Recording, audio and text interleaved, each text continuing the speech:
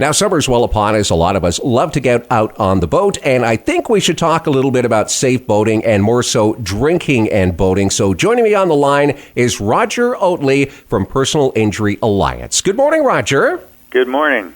Now, you're part of a company that makes up Personal Injury Alliance, basically a senior partner for Oatley Vigmond, one of three law firms that make up PIA. And you've been through this, the boating and drinking, haven't you?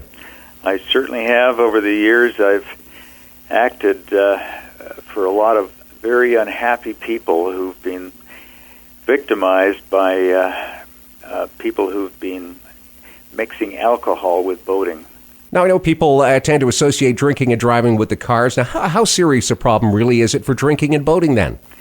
It's a very, very big problem, Jackie.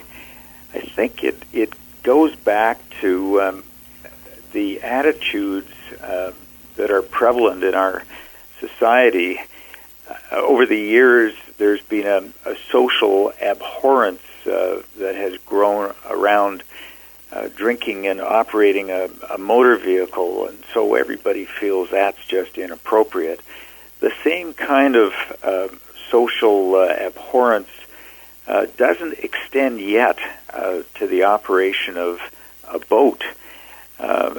And all too often, people are out in the boat, and they've got a beer in the beer holder, and or they're out for cocktails for a sunset cruise, and judgment is impaired, and the senses are impaired, and there's a terrible consequence of mixing alcohol with boating.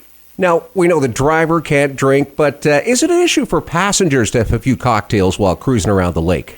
It is, and you're right. The perception, I think, that most people have is that as long as the driver isn't drinking, others in the boat can be using alcohol, but that's an offense. And the driver can lose his boating license if he's a party to it.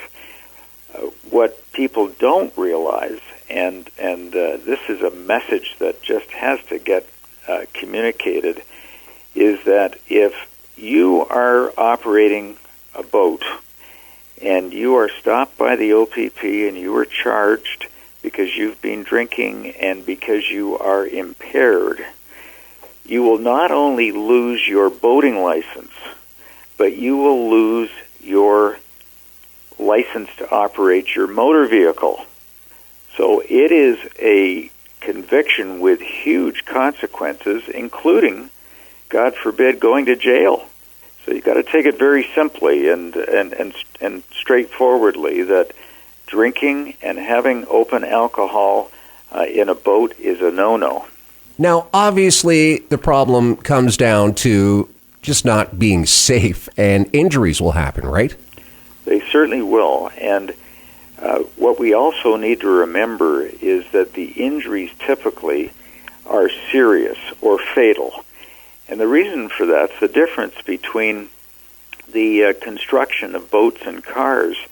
In a car, we're surrounded by steel. They're more and more accident-proof. We have airbags. We have seat belts to keep us safe.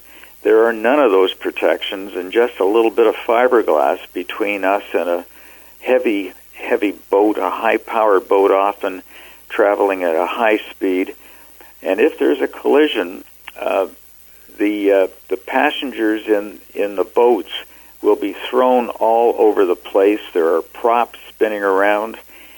I can tell you that I've heard some of the most tragic stories about people in boats, and one minute they're having a good time, and the next minute they're all in the water, and people have lost limbs, and kids are lying their face down, having been killed or knocked out, and the tragedies that I've seen are just terrifying. And if I could show people the photographs that I've had to look at of the consequences of boats colliding, I'm sure they'd never have an ounce of alcohol in their system before they got behind the wheel of a boat.